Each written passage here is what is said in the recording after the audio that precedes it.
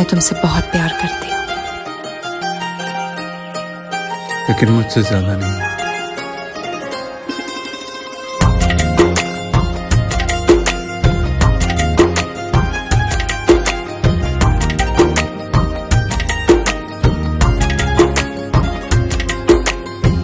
मेरी किस्मतों को मिले हाथ तेरे, फिर से लकीरें दिखने लगी।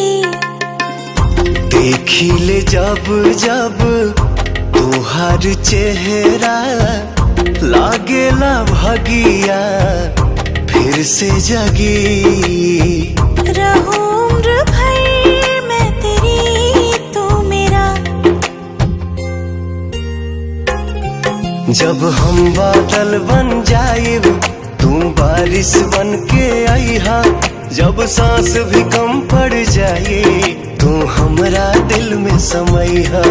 रिमझिम सावन की बूंदे, तू हर मौसम बरसैहा। जब सांस भी कम पड़ जाए, तू हमरा दिल में समैहा।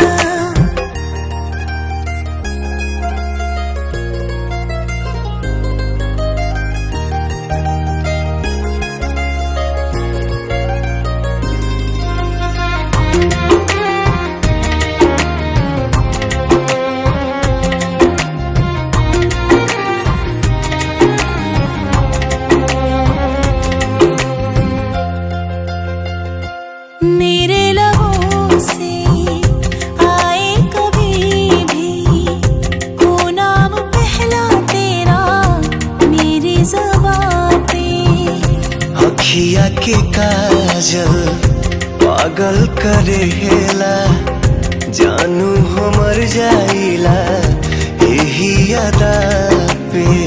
बना लूंगी मैं अब तुझे ही खुदा।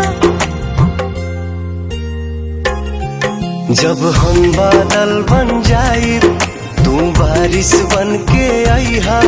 जब सांस भी कम पड़ जाए, तू हमरा दिल में समैहा।